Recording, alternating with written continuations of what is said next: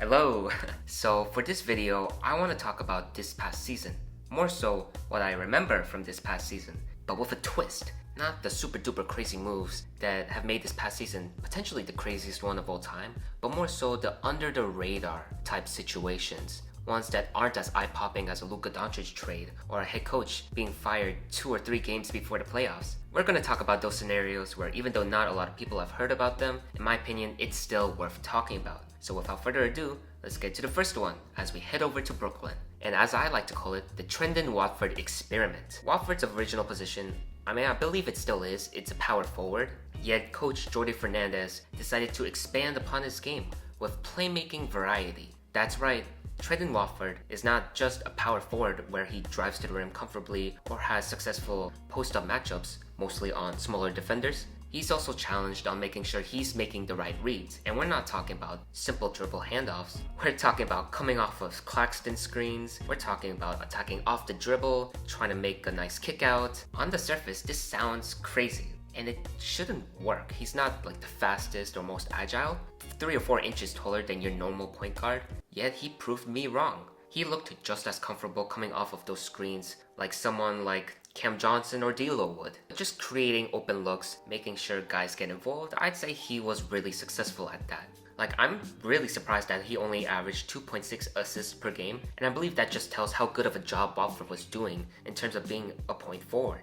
Another underrated aspect of Watford's game is the snatchback dribble, especially if a defender is keeping up with him and he can't get past him. He can just stop on a dime, do a nice cross between the legs, and change directions, or continue to do more kick-out passes. It looks smooth.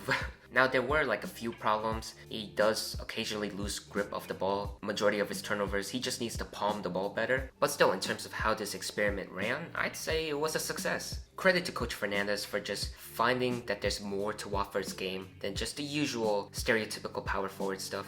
And you want to know what's also pretty shocking? They ranked 11th in opposing points per game allowed. That is honestly impressive. You look at the personnel that Brooklyn has, it's not what you would consider as the greatest. In the middle of the season, they pretty much made transactions to make themselves worse. You bring in D'Angelo Russell, who's not known as a great defender, you get rid of Dorian Finney-Smith, yet Coach Fernandez still had the Nets tinkering near that top 10 place. Of course, there were still times where Brooklyn tried to tank in order to increase their lottery odds, but they had a lot of close games too. They gave Boston, Indiana, certainly Milwaukee, tough times. So I believe that's just a testament to how great of a job Fernandez is doing, and this past season just gave me more confidence in what he can do as a head coach.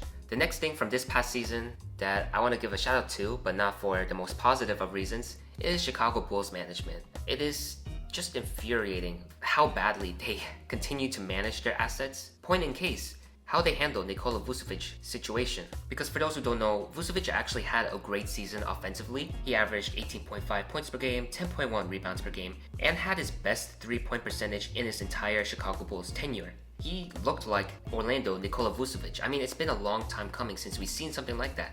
Chicago continued to feed him down low. He hit hook shots, and like I mentioned earlier, just the fact that he's actually hitting threes at an efficient rate, this kind of fits in the case of a resurgence. And you know what that means? His value, trade value specifically, goes up.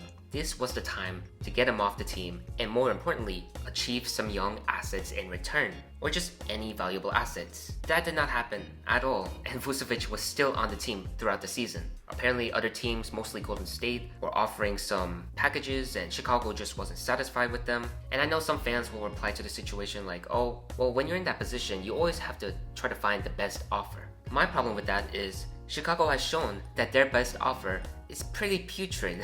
Now, I'm not saying he was worth a first-round pick, but in the past, we've seen opposing GMs, they called Carnesovas and company, hey, we're offering first-round picks for Ball and Caruso. Something similar in terms of a positive package might have occurred when Golden State called Chicago, yet no moves were made, and Vucevic is looking like he's heading towards the same scenario of just being traded for a package that certainly leaves Bulls fans iffy. I remember it upset me at the time, and it still upsets me now. This was their best opportunity for literally anything. If you compare what people thought of him before this past season started to what people thought of him during the trade deadline, it's a drastic difference. Also, another significant reason is, how can we be sure a season like this will happen again from Big Vooch? No offense to Vucevic, but this past season seemed more of a flash in the pan rather than a consistent showing.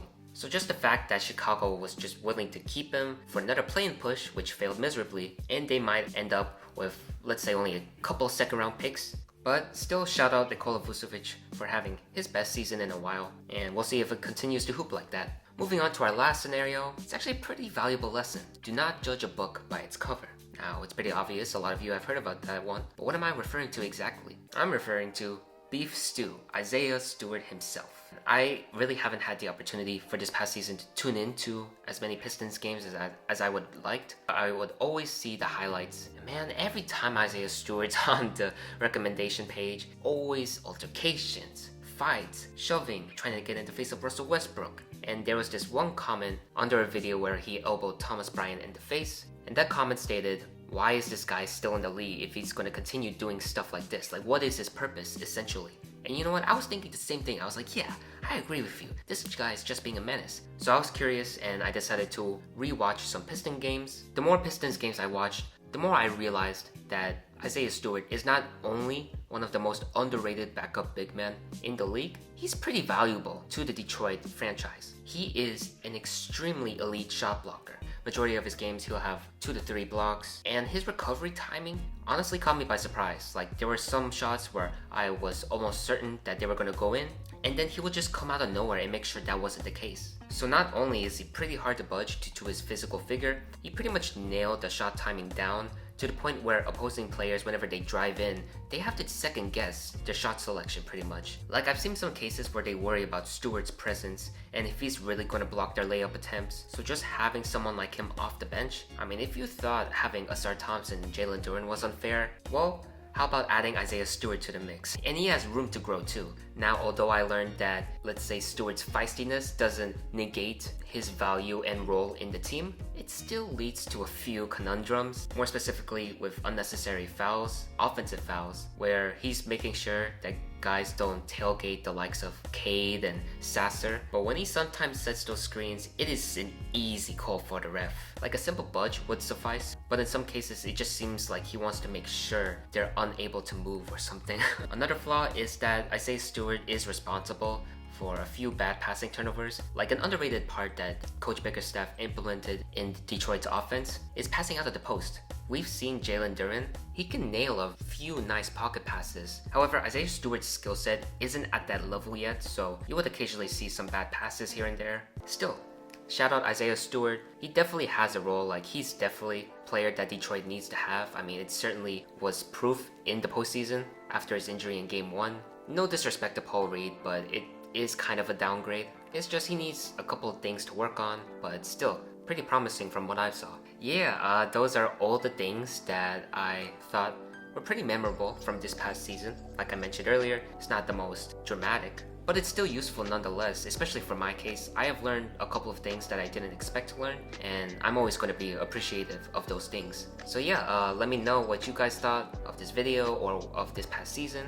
Thank you guys so much for watching, and I'll see you next time.